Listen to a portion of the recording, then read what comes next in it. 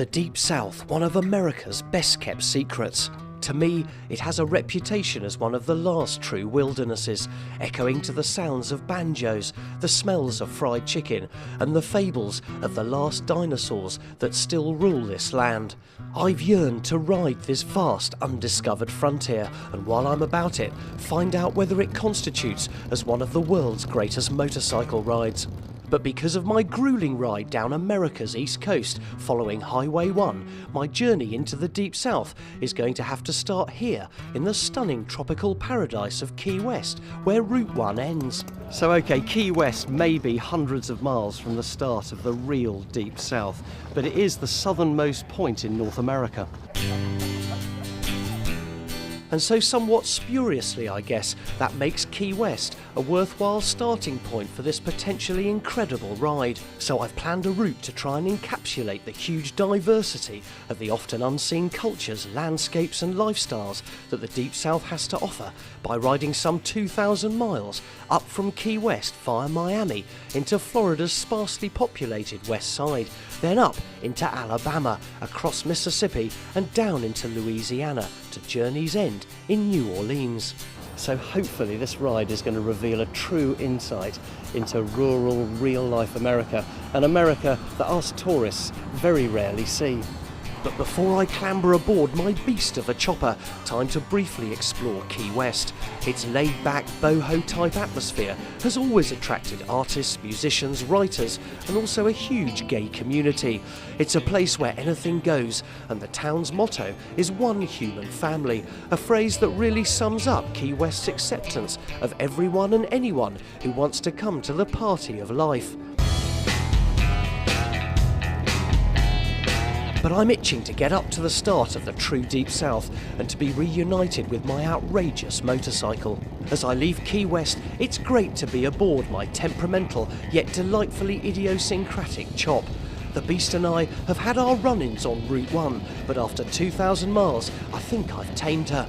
She's brutal in her power, with 1800 cc's of S&S motor under her poor excuse for a seat, and a set of unbelievably loud fishtail pipes that both cook my leg, set off car alarms, and scare Key West bean-eaters aboard their ozone-friendly contraptions. We're heading back up Route 1 the 140 or so miles up to Miami. A ride that could be seen as a chore, as I only rode down this way 2 days ago, but this route is something very special. It's dead straight, only one lane, and thrilling to be a part of. You can kick back and check out the stunning tropical views that continually flash past. The commercialism of America's tourist industries flanks either side of the route and acts as a perfect foil to the gloriously unfettered and unadulterated roads that are to come in the Deep South. With the odd cool biker for company, the ride's so good I'm actually thrilled I'm having to do it twice.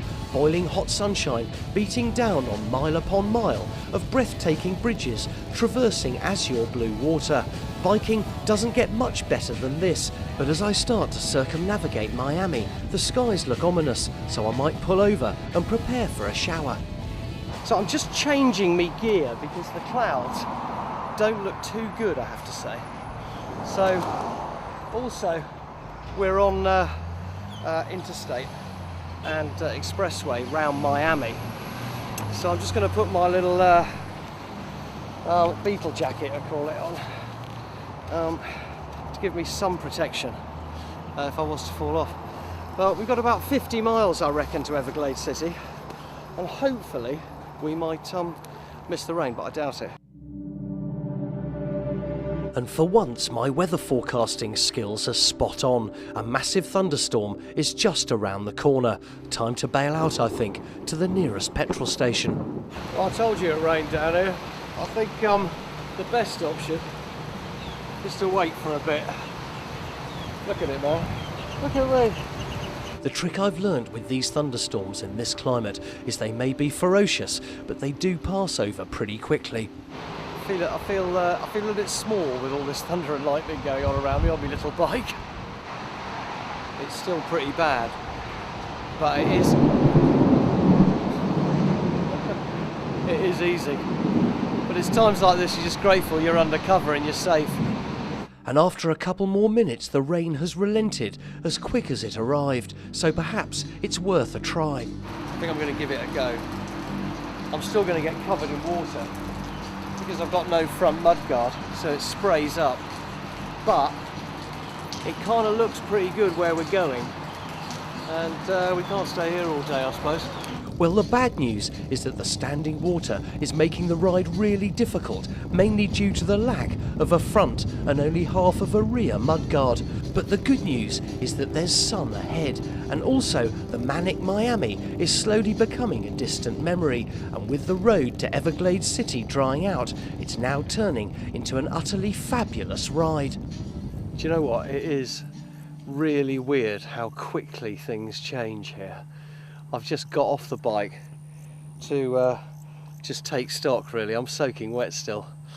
But literally this must be 50 miles west of Miami, and suddenly you're in this kind of sort of prehistoric, really, environment, away from the tourists and the sort of madding crowd. There's a great big sign over there that says alligators. This is just a campsite. So God knows what we're going to actually find ourselves in. But the roads are fantastic. And oh, that's another thing we're going to find. A little midges.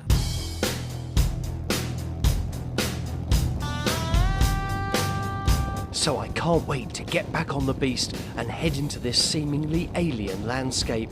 As I ride the 25 miles or so to Everglades City, it seems like the modern world has abruptly come to an end, and I'm entering a mysterious and possibly dangerous environment where alligators rule and the midges and humidity only serve to emphasise my subordinance to Mother Nature.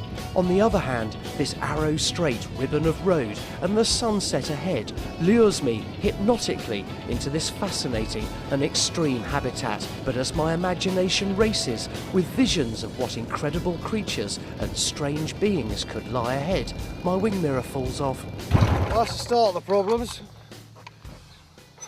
isn't it? And I've just felt the nut fall off back up there somewhere. If you watch Riding Highway 1, this bike caused all kinds of problems. And I thought we'd cured it, but nothing's just falling off. I need to go and try and find that bobble. I'll never find it, will I? I know it's just a wing mirror, but I was having such a great ride, and it's depressed me no end because I fear a return to the problems of Route 1. But after a rather half-hearted look, I'm giving up. Well, I can't find it. I mean, you know, it's like looking for a needle in a haystack. So we'll try and find one tomorrow and fix it up. Oh, that's where we're staying. So that's the result. The Rod and Gun Restaurant, Cottages and Guides. Quite like the truck, though. And little do I know, the said hostelry is only a few hundred yards down the road. Ah, we've made it. I'll tell you what, I'm knackered. So the wonderful delights of this strange town will have to wait till the morning.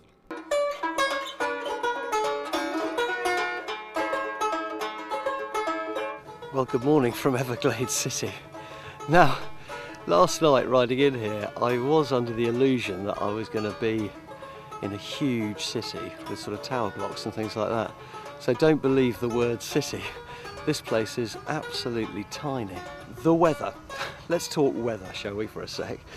The humidity is unbelievable. What is it? It's sort of 9:30 in the morning, and I'm already wringing wet. Now, really, you are stepping back in time here. It is an incredibly weird place. Everglades City is just a collection of mainly wooden buildings centred around our digs for last night. The Rod and Gun Club is one of the oddest hotels I've stayed in. Dark, dank and steamy, with voluminous wooden panelled reception rooms and bar. You can just imagine a toothless hunter dragging a huge dead alligator behind him as he heads to the bar for some light refreshment.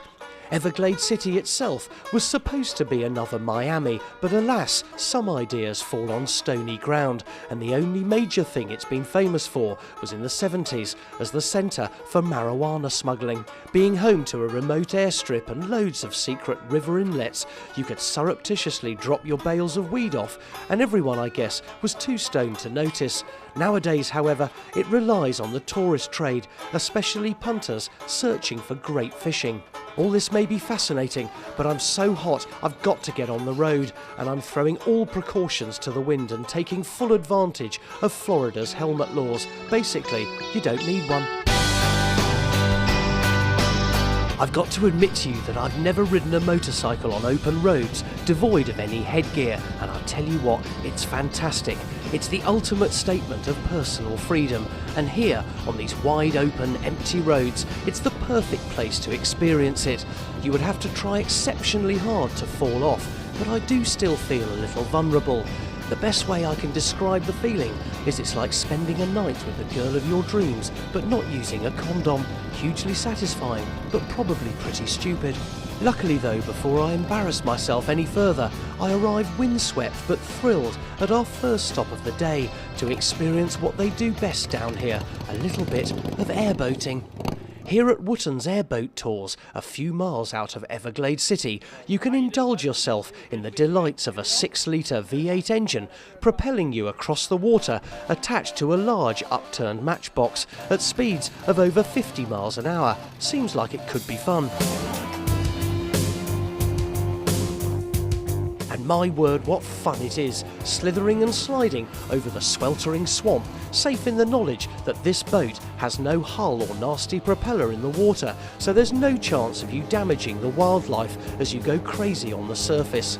The Everglades is the third biggest national park in the US, and it's home to thousands of extraordinary flora and fauna, like dolphins, manatees, and over 1.2 million alligators. It's also the only place in the world where alligators and crocodiles share the same habitat.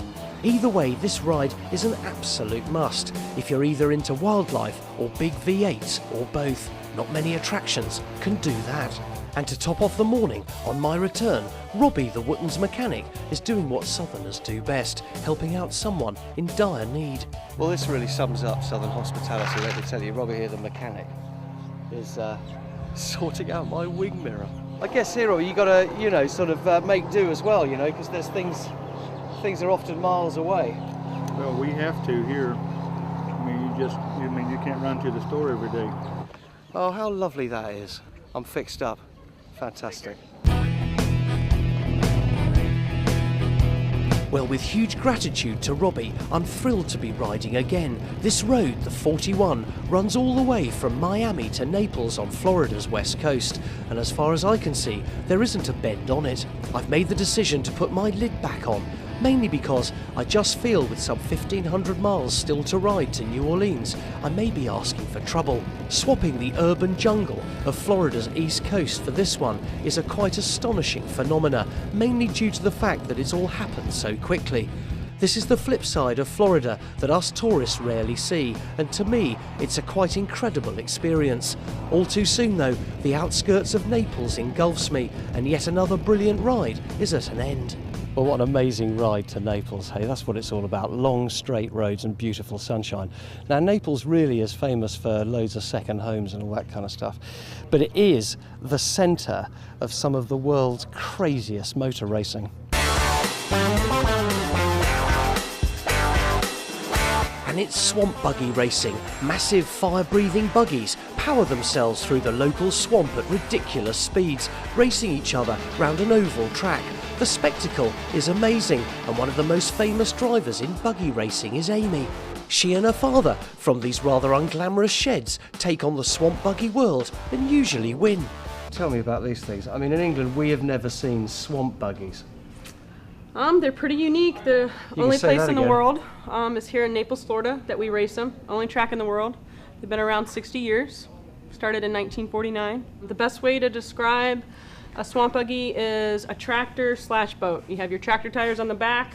You got your front skis that basically your whole front end is up out of the water when you're racing. The tractor tires give you the traction to give you the speed, and basically your front tires never touch the ground. If we go over here, Amy, right, I'm fascinated about the engine, being a petrol head. But I mean, that looks a serious block. It's a big block Chevy 454 block. They're anywhere from 800 to 900 horsepower.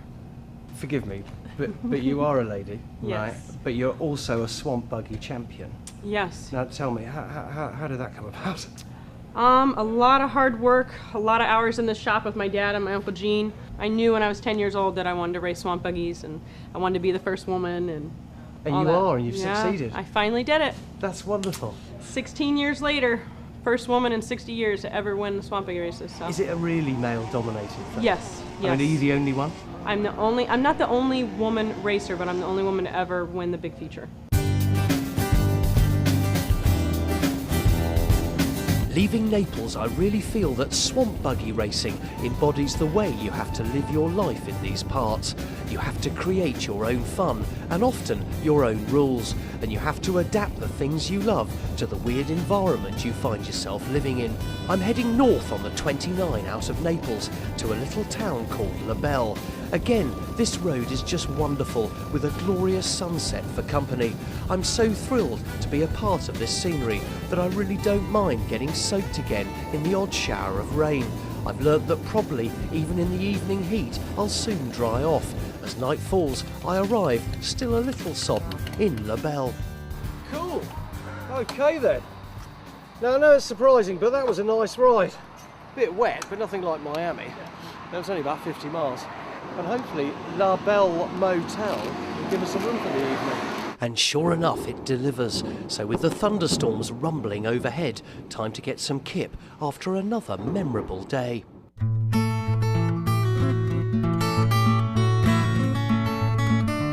Well, this morning it was a little bit misty in La Belle, but the heat, what is it, 9:15? The heat is beginning to be, yet again, relentless. I love these little motels, and I don't know why. You know, it's just the simplicity of them. Just sit outside, watch the world go by, with your bike just out here. It's absolutely lovely. Now, we're going to do about 15 miles now to see a bloke about some alligators. About 15 miles out of La Belle is a place called Gatorama, where you can get the chance to get up close and personal with these magnificent reptiles. I have severe reservations about this type of amusement park. On the other hand, people do have the opportunity here to see these fascinating creatures at close quarters. But I've come here to meet with Lindsay, who is in charge of the nuisance alligator program in the whole of Florida. His call centre, would you believe, gets up to 10,000 calls a year from often quite terrified members of the public. How dangerous are they to the community in Florida, really? Alligators are not really that dangerous to people. If you look at it statistically, we've been keeping records for about 60 years in Florida about alligator bites, and we've had just over 300 alligator bites in 60 years. And about 22 people have been, died as a result of those bites, while every year in Florida, on average, about 450 or 60 people drowned in Florida. Well, to my mind, the statistics speak for themselves. As always, if you respect these beasts, they probably won't eat you. Seems like a fair deal. To me, they are truly majestic, and the respect they command only serves to emphasise my vulnerability. Perhaps the world would be a better place if us humans weren't so consistently complacent about our position at the top of the food chain. Now, the great thing that I just found out about Lindsay is he's a biker himself. Lindsay, what's this then, a Victory? This is a Victory, yeah. It looks a hell of a lot more comfortable than me. It's a good bike. I've ridden it to Tennessee and back a couple times. Ride it about 10,000 miles or so a year. Oh, really? So you're a hardened biker? Yeah, I like to ride. I enjoy it. I'm on my way to Tampa today. Oh, well, we're going that way. Yeah, I think we'd ride a long while together. We could cruise along together a little bit. Well, look. Well, let's go and let's just ride, shall we? All right, sounds good to me.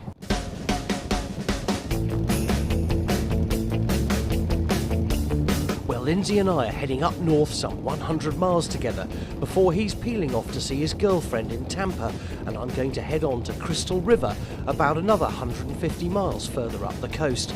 I normally avoid riding with other people, but our Lindsay's a great companion, and it's a pleasure to soak up the miles with him. Yet again, this ride proves that if you crave sweeping bends interspersed with serious twisties, then riding this part of Florida is not for you. I seriously don't think I've leant into a corner for a few days. For me, this is cruising at its best, and why you want to ride in America. You can kick back, soak up the countryside and the culture, and I've even been known to check my emails as I thud along. Soon though, it's time for Lindsay to head his separate ways, and for me to get some gas. Well, it's hot, it's lovely, it's great riding. We've left Lindsay behind. He's gone off up to Tampa. What a nice chap. It's nice to ride with someone for a change. Just one other thing here. The roadkills are weird here, okay. There's wild bulls, armadillos, all that kind of stuff. But what is interesting is you can actually smell them before you see them. I guess it's the weather and the size of them. But that's something we don't get in England. As I head off on my own to do the last stint of the day up to Crystal River, Florida's interior continues to amaze. I've left the swamps and the alligators behind and now find myself cruising through cattle ranching country. The landscape may have changed, but one thing is constant here, the boiling hot humidity. And as I arrive in Crystal River, yearning for a sun visor as the evening rays shine directly in my face, I return to yet more coastal swamps. Today's been exhausting, but what a day's riding I've had. Well, that was a hard ride, but it was a wonderful ride. And as the sun sets on basically a perfect day on the road, we're here at Crystal River at the Paradise Found Island. And can you hear that? There's just absolutely nothing.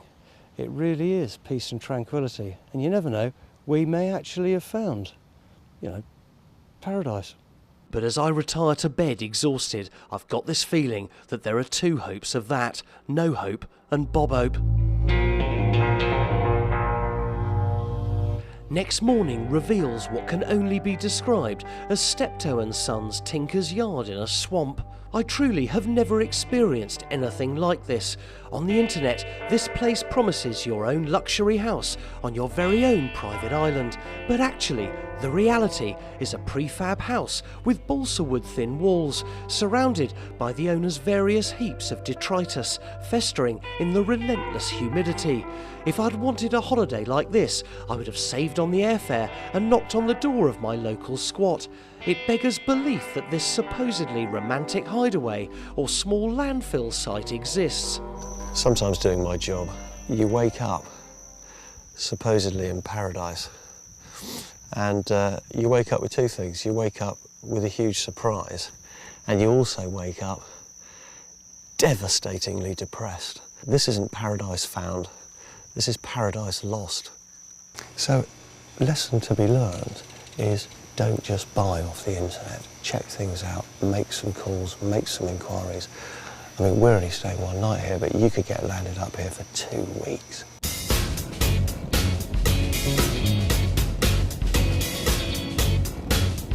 As I ride away from my little Alcatraz, I must emphasise that that place was a one-off.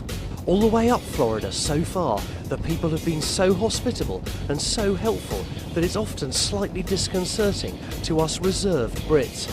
And the places we've stayed, however humble, have been just brilliant. So I guess there always has to be one venue to make you appreciate all the others. But soon, I'm in my own sun-drenched world, heading towards Tallahassee. Yet again, the road is dead straight, and the beast is thudding away so smoothly beneath me. I'm now taking for granted the ability to just allow the scenery to come towards me without really any need to change gear. I'm really tired though from my terrible night's sleep, and with the warm blanket of air constantly cosseting me, I feel deliciously but dangerously relaxed. Now then, just a little tip. When the road's about 30 miles in a straight line and you're tired, you can nod off.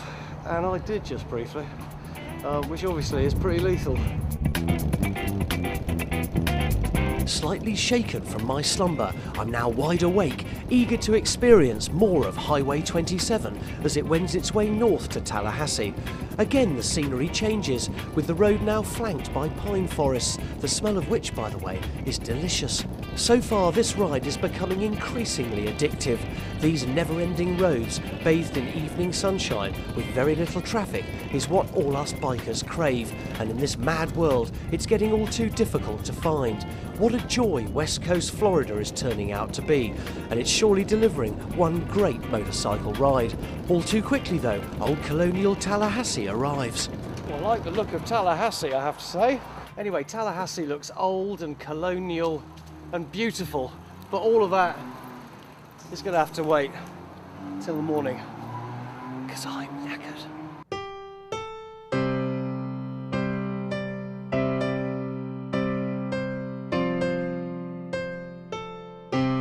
Well, what a difference a day, or more importantly a night, makes when it comes to accommodation. Welcome to one of the nicest B&Bs I've stayed in on this trip. It's the Inn at Park Avenue, and it's bursting with charming Victorian elegance with superb, spacious rooms.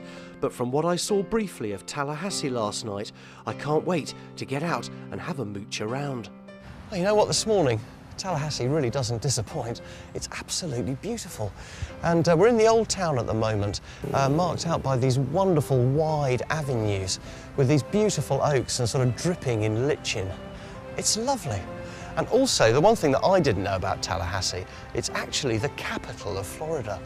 And it worked out like that because in 1823, the two early settlements of St. Augustine and Pensacola couldn't decide which one was going to be Florida's capital. So they chose a location equidistant between both of them, and that turned out to be here. The Tallahassee of today obviously has all the trappings of any state capital, with magnificent buildings dotted all about, adding to a feeling of prosperity and tradition that makes this place so appealing. To me, Tallahassee is wonderful. And it's wonderful because it does have this feeling of being steeped in history, which is a novelty really in Florida. I'd love to spend more time here, but as ever, we've got to press on.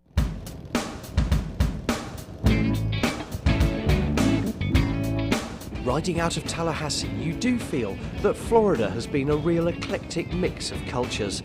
The South is a magnificent wilderness that now has a special place in my heart. But as you head north, you get the feeling that modern civilization has slowly returned. In fact, the Florida south of Tallahassee was only truly explored in the early 1900s. But let's hope the tide of commercialism doesn't continue to infiltrate into the fabulous local people and stunning tropical wilderness I've had the pleasure of experiencing. I'm close to heading into Alabama, but there's just time for one more stop. Well, we've left Tallahassee and we're on our way to Alabama, but I thought I'd just pop in here in this little town called Quincy en route.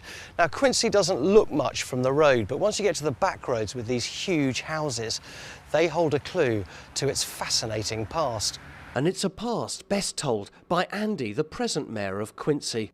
We're standing on the porch of a banker in the 1920s, Mr. Pat Monroe, who had a brilliant idea of selling Coca-Cola stock. He had run across this company he thought was pretty neat. It was called Coca-Cola. And he introduced it to his customers, the farmers here in Quincy, and really encouraged them to become stockholders in this new company. And the stock was sold at 2 cents a share back in the 20s. At one time, the number was 67 major stockholders here in the city of Quincy. I wasn't as fortunate. My granddaddy actually was a bootlegger back in the 20s, so I wasn't one of the Coca-Cola stock babies. The Coca-Cola stock soared in value, and the rest is history. The 67 families that bought these shares did, as you can imagine, seriously well, and put Quincy firmly on the map as a millionaire's paradise, thanks to their passionate local bank manager. Still to this day, a lot of the families still remain and put a huge amount back into their beloved little town. Funny how life changes. Suggestions from my bank normally come through a call centre in India. After nearly 10 days on the road in Florida, I must remember to put my watch back another hour as we're entering Alabama. And almost immediately, the state's reputation for agriculture and farming is all around. Even the visor stickers on the pickups allude to a life tilling the land. Well, we've arrived in Dohan, something like that. But whatever it's called, it's the first city or town in Alabama. I've always wanted to come to Alabama and see what it's like, really. Its reputation is one of sort of Hicksville and kind of rednecks and all that kind of stuff, but I've got this funny feeling that people are going to be brilliant. Anyway, a little bit of Alabama fuel firstly. As the evening draws in, I head out of Dothan for the 130 miles of Bammies Highway 231 to Troy. I can't help reflecting that my guidebook only gave the whole state of Alabama a measly 2 pages, but that really sums up why I want to ride through here. It seems that Alabama is strictly off the tourist map, and that's music to my ears. So far on this ride, all the way up Florida's west coast, I don't think I've met another tourist. The Deep South is proving to be truly one of the best bike rides that somehow the rest of America's forgotten.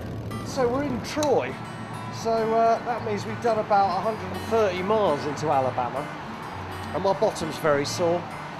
This stage of the trip we've probably done about 1,000 miles. And much as I'm bonding with my motorbike now, I do understand that perhaps it's a bit radical to do such a long trip on. The Comfort Inn beckons for a night in Troy, and we'll kind of, as always, explore a bit of this tomorrow.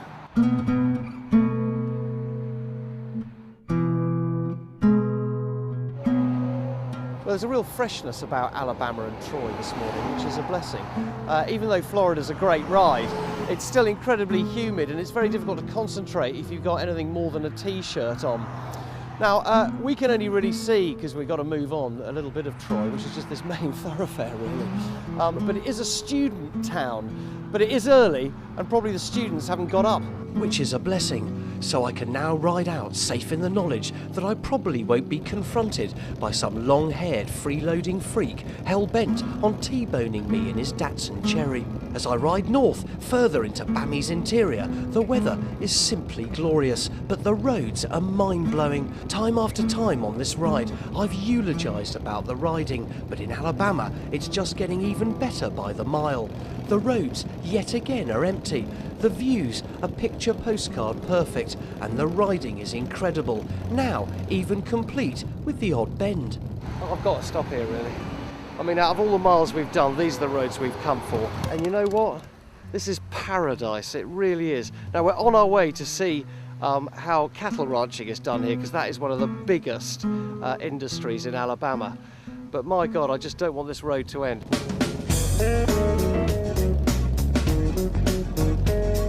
Just down the road is a little town called Hope Hull, and it's home to Chuck and his family, who've been ranching beef cattle here for generations. Alabama has over 25,000 beef cattle farms like Chuck's, and cattle have played a major part in the state's economy since the early 1800s. But Alabama definitely, with all the other southeastern states, has a huge impact on the beef industry in the United States, in that we can probably, due to our climate, we can just about have grass year-round, and that makes the Southeast a big part of the whole beef cattle picture. What are these guys then? These are Key Angus. These are Key Angus bulls, and Key Angus are a cross between Angus, which originated in the British Isles, and Chianina, a breed that was brought over in the late 60s, early 70s from Italy. What we've done is taken the Chianina cattle, which were a lean type beef animal, and crossed with the Angus cattle, kind of to try to make an animal that was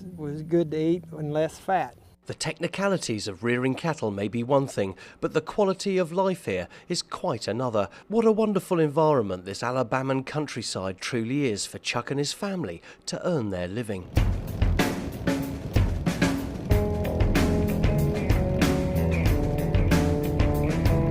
Even though my visit here was short, the memories of riding Alabama will live long in the soul. This state is so totally different in every way as to how it's perceived across the pond in Blighty. Firstly, the people I've met continually welcome us tourists with open arms, and their hospitality is boundless. Secondly, the roads are some of the finest on the planet for carefree cruising. And thirdly, the landscape is surely God's own country. The only dampener on proceedings is that Alabama was the birthplace of Lionel Richie. Well, welcome to Mississippi. We've made it across the state line, and we're in Meridian. The one thing that I've noticed actually is that Mississippi and a bit of Alabama and Louisiana, they're all quite poor states. So consequently the roads are actually less well kept than normal. So I just need to be extra specially careful. I'm going to tank up and I'm going to do a bit of interstate down to Jackson.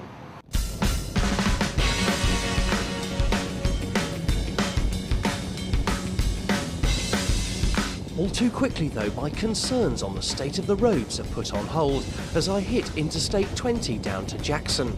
It's smooth and for an interstate delightful. The evening sun beats down yet again and the riding is perfect with only the odd cool rig for company. Mississippi is one of the flattest states in the US with the highest mountains only being some 800 feet. So don't think the evening ride is going to be interrupted by the odd undulation. Wherever I ride here in the Deep South, you get this constant sense of personal freedom. It seems that the confines of political correctness and speed cameras have yet to blight this wonderful landscape and culture.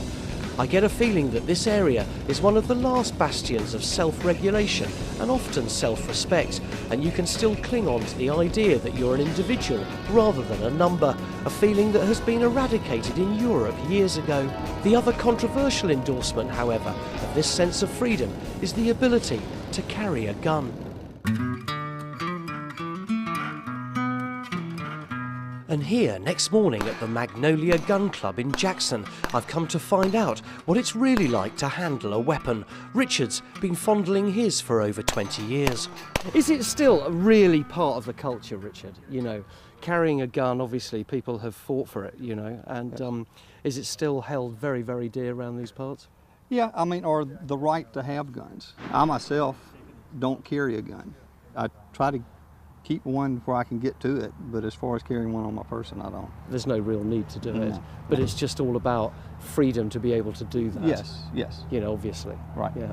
Now, you know, because around here, just about every household has some type of gun, and it's just kind of part of the culture, I guess. It's all very well owning a gun, but here you can learn actually how to use it. So after rigorous safety instruction from Richard and his mates, time for me to loose off.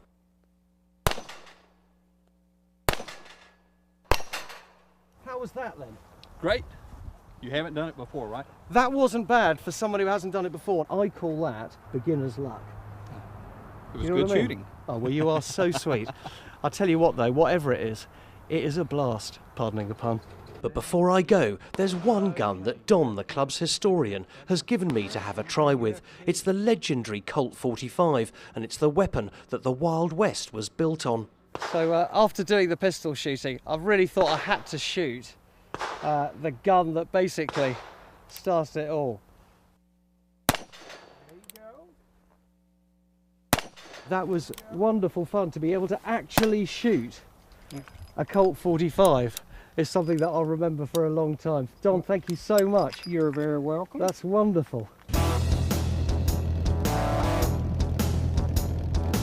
As I head out of Jackson to do the last 100 miles or so to our final stop in Mississippi, I can't help thinking that there's been a lot of pain in these parts, probably at both ends of a Colt 45, to hold on to this freedom that is so staunchly protected in modern America today. For me, my brief relationship with Mississippi is nearing its conclusion, but the road continues to thrill, and I'm gutted that time is yet again against me.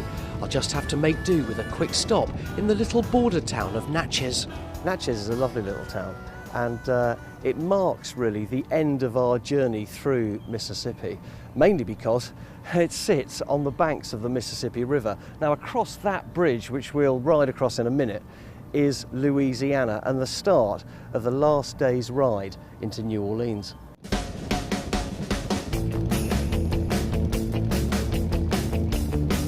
Crossing this iconic road bridge over the Mississippi River into Louisiana with only about 250 miles to go to New Orleans, I really don't want this trip to end. Even though I've ridden some 1,700 miles of the Deep South, I really feel I've only touched the surface of the culture along this glorious ride. I can't for the life of me understand why this route hasn't carved its existence into biking folklore. It's everything and more I've dreamt of, and as I enter Louisiana, yet another wonder of this route reveals itself.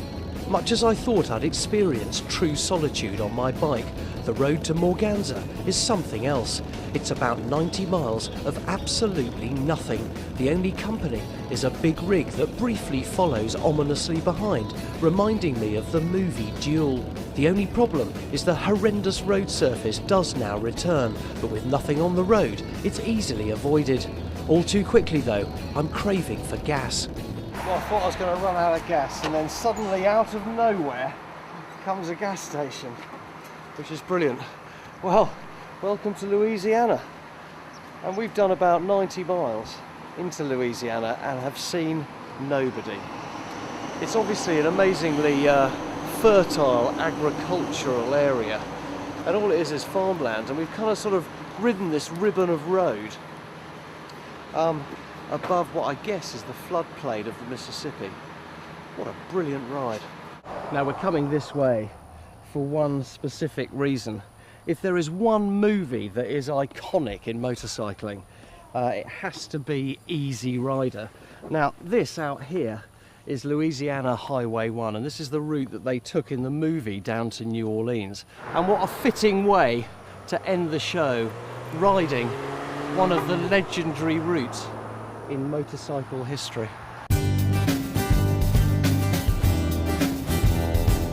Like most iconic moments in pop culture, filming the movie on this road was actually a second thought. Dennis Hopper originally insisted on starting to shoot the movie in Texas, but suddenly changed his mind, and the rest of the film was filmed here along Route 1. Easy Rider was seen on its release in 1969 as a landmark counterculture movie and heralded a new dawn for Hollywood, who now realised that money could be made from low-budget cult flicks. I always thought that Peter Fonda as Captain America looked a bit of an idiot. I was always a Dennis Hopper man myself. Either way, to be here, riding this route, is a dream come true, something that all of us should do before we die. Soon Highway 1 gives way to Interstate 10 to bypass Baton Rouge, and with only about 30 miles to go, we quickly arrive in New Orleans, tired but so exhilarated to have completed this utterly memorable ride. I'm absolutely exhausted, really. I think every time I finish a trip, you know, it's that relief that I haven't actually hit a small lorry or something like that. But the Deep South really has been, to me, incredibly revealing. I did imagine it to be full of rednecks, and actually it's full of the most wonderful people. And to cap it all off, the journey ends in one of America's most incredible cities. And as I take an evening wander around New Orleans, it's great to see that even the ravages of Hurricane Katrina can't dampen this city's soul and vitality.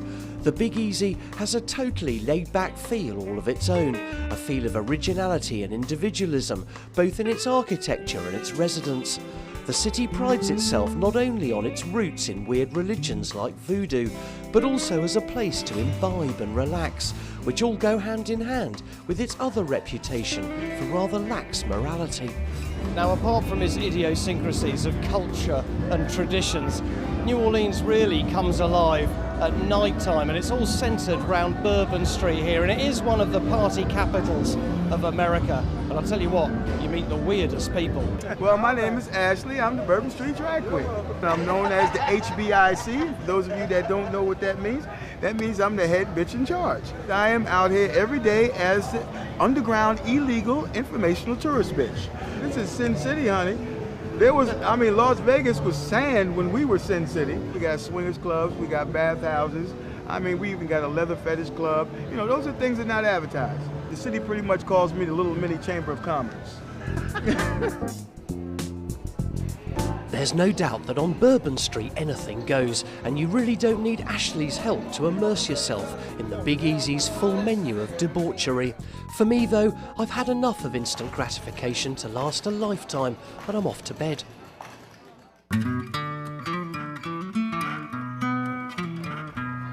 Next morning, there's just time to treat myself to a languid cruise down the Mississippi on one of the last remaining steam paddle boats still running on this great river.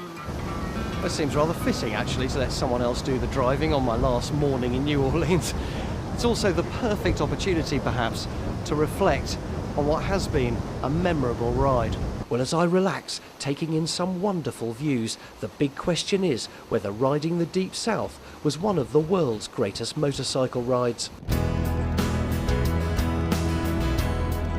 And the answer is an emphatic yes. This ride has been a total revelation. I had never imagined that the Deep South would offer such perfect riding for literally thousands of miles. You get the feeling that the reason why no one knows about it is that perhaps the locals want it that way. Otherwise, there'll be thousands of us bikers clogging up their roads. Well, I'm sorry, I've let the cat out of the bag, but if you truly want to ride the American dream, there's no doubt you have to experience the Deep South. But with my cruise over, it's time to make the short ride just out of town to drop off the beast. I'm going to miss her horribly while she makes the long sea voyage back to Blighty. Actually, you know what I was just thinking, in fact? If you want to do this ride, the best thing to do is you can hire a Harley anywhere in America. So the best thing, I guess, is hire it in Miami and then drop it off here at Voodoo Harley in New Orleans. Either way, you can then experience one of America's best kept secrets.